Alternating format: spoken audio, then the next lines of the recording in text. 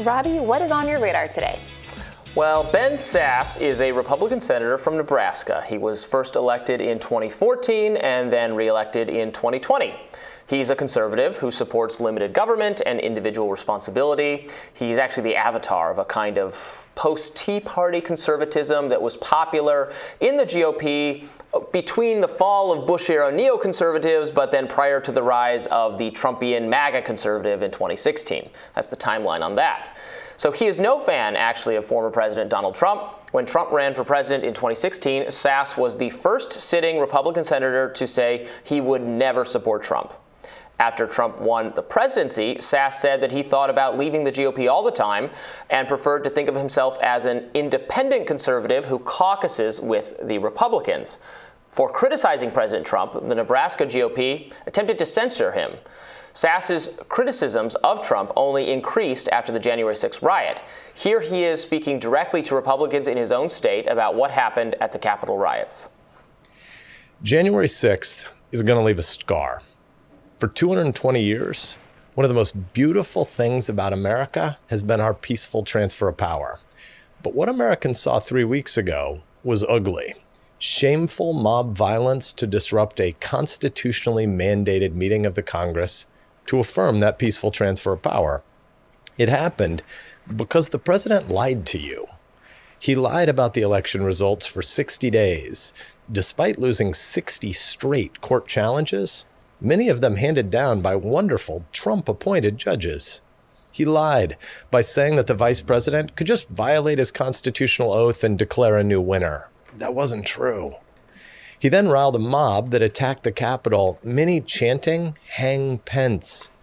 If that president were a Democrat, we both know how you'd respond.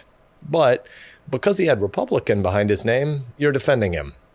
Something has definitely changed over the last 4 years, but it's not me. Sasse, by the way, is one of the 7 Republicans who voted to convict Trump during the president's second impeachment trial.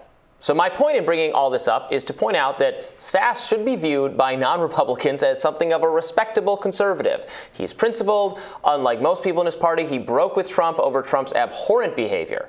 Anti-Trump voices who claim they're not just against all Republicans, but against Trump specifically, they should view Sasse in a positive light.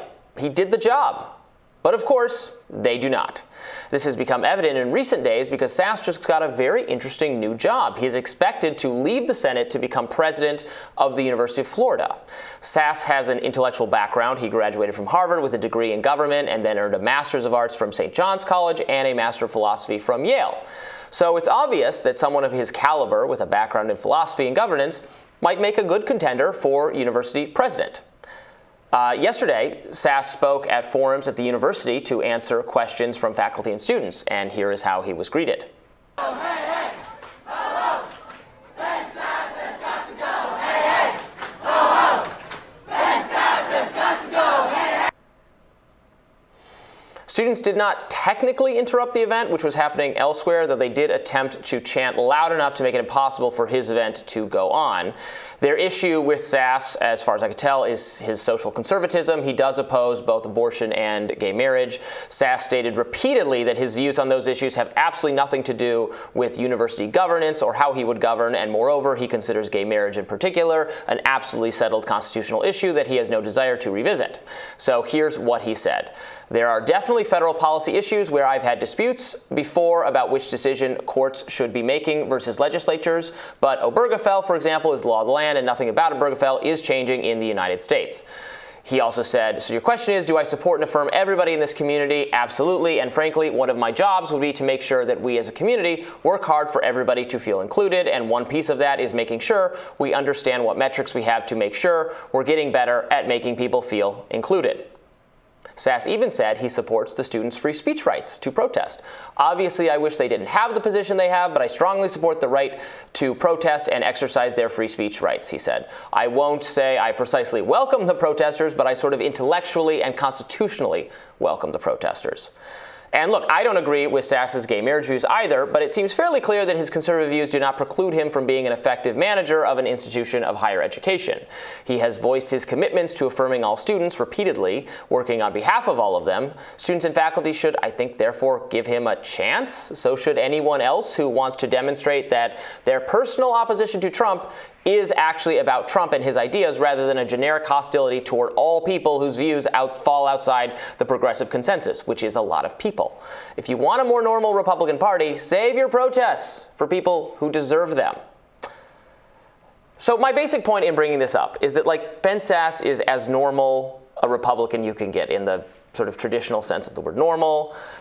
He said that his views are independent of how he would govern as president. He's not an election denier. He did all the right things. He denounced Trump repeatedly. He's voted against Trump. So why can't he be university president? So Ben Sasse's views don't fall, they're not just outside of what progressives or, leftists or whatever think, as characterized here. 55% of Republicans support gay marriage. And I'm having a little bit of trouble with the idea that a school administrator's views have no bearing on how policies are going to be administered on campus. Now, you can believe that a person should be allowed to have conservative views on abortion rights or gay marriage and be an administrator, a president of a campus. That's fine. But I don't think it's fair to characterize Ben Sasse as kind of mainstream or normal when he's not even among Republicans on these kind of views, and certainly not among Republicans at the age of folks who are attending a university like this.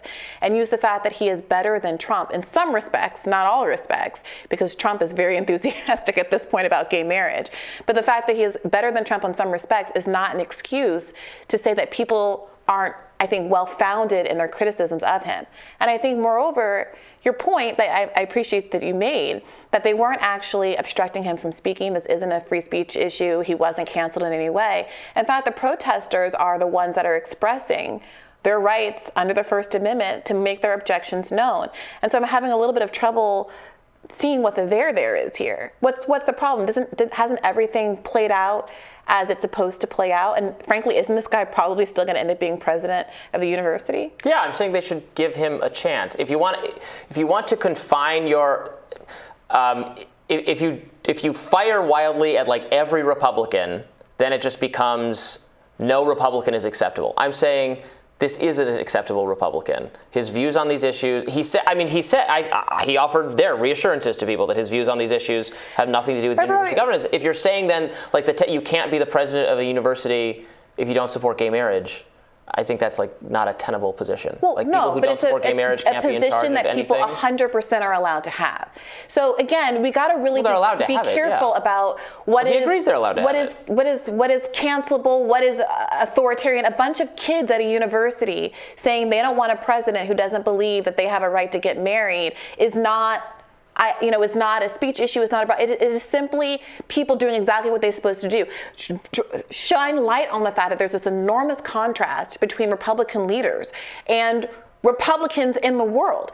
Moreover, this idea that because he said he wouldn't do anything to imperil the lives of gay kids on campus or LGBTQIA kids on campus, because you said so, if Republicans wanted their "because I said so" claims to be taken seriously, they shouldn't have spent decades saying, obviously abortion is settled law, we're not going to do anything, Roe v. Wade is settled law, and skirting what their substantive views are on that question, and then clap like seals when it's overturned, and then go forward and try to pass a federal ban on abortion, like some Republicans are trying to do right now. So do you think in that context that students should be taking Ben Sasse's word on an issue like this? I do think Republicans like Ben Sasse have absolutely no appetite for turning back gay marriage. And would you have said the same thing about abortion? Maybe not. No, with Ben Sasse, I would not have said the same thing about abortion. He personally is an aggressively anti-abortion person.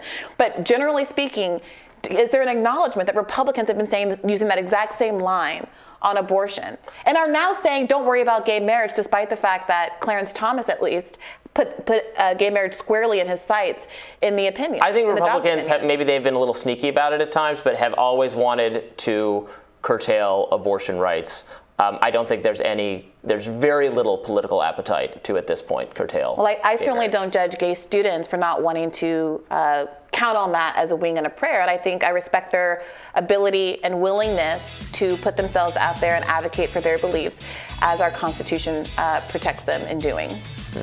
Well, we will have more Rising right after this. Stay with us.